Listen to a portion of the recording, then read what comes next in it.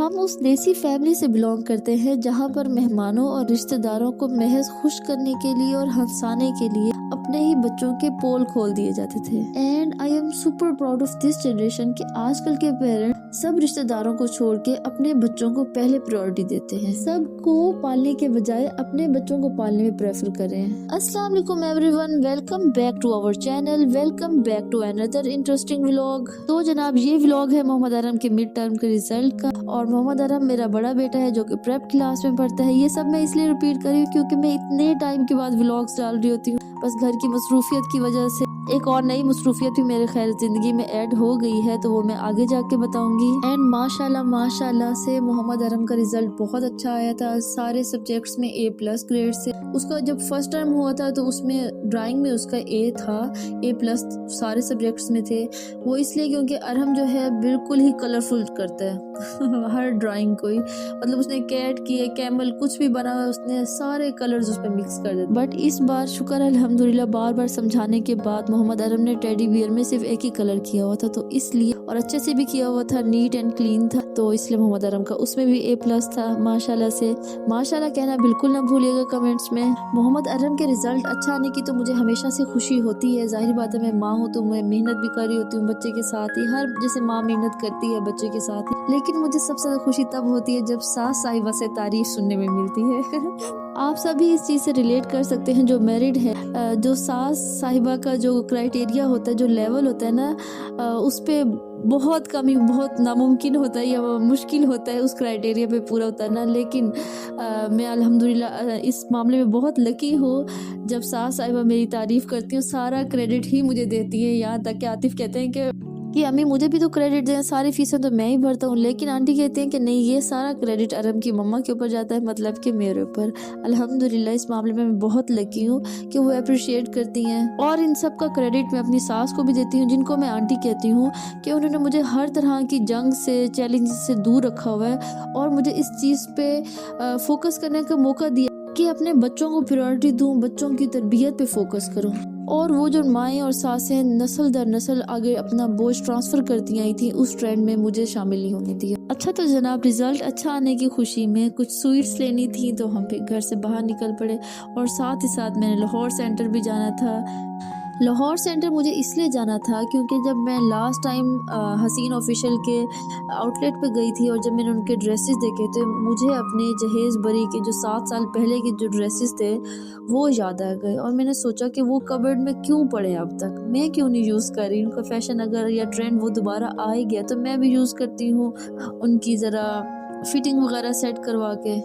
तो बस फिर उसी हवाले से मुझे कुछ चीज़ें चाहिए थी, कुछ लेसिस चाहिए थी, कुछ ट्राउज़र के कपड़े या कुछ भी थोड़ा सा उसमें स्टाइल मैंने चेंज करना था। तो उस हवाले से मुझे लाहौर सेंटर आज जाना था।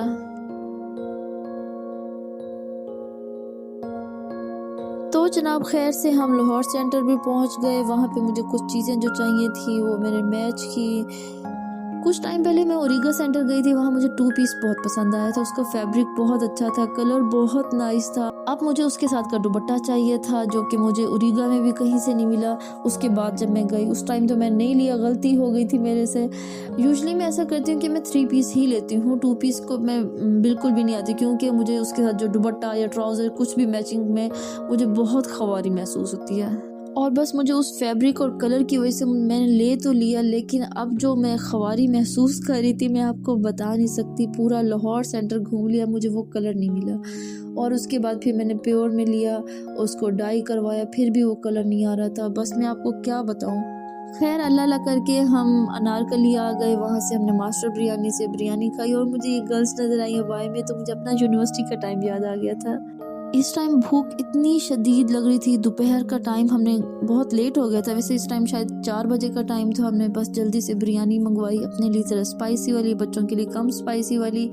और बिरयानी खा के हम फिर एक और मार्केट गए, वहाँ से बच्चों के लिए सर्दियों के लिए जोगर्स लेने थे। अच्छा मैं आपको एक बात बताती हूँ, मुझे काफ़ी टाइम हो गया मैं शॉपिंग पे नहीं गई, ना शूज़ ना कपड़े वगैरह लेने, हर चीज़ ही ऑनलाइन मंगवा रहे होते हैं हम लोग। सॉरी, ये जो सर्दियाँ स्टार्ट हो गई हैं तो ये बस उसी की कुछ अलामात हैं जो बार बार ज़ाहिर हो जाती हैं दरमियान में बोलते हुए। अच्छा तो मैं कहती ऑनलाइन शॉपिंग करते हैं, काफ़ी टाइम हो गया मुझे तो शॉपिंग किए हुए, मुझे इसलिए लाहौर सेंटर में कुछ समझ ही नहीं आ रहा था।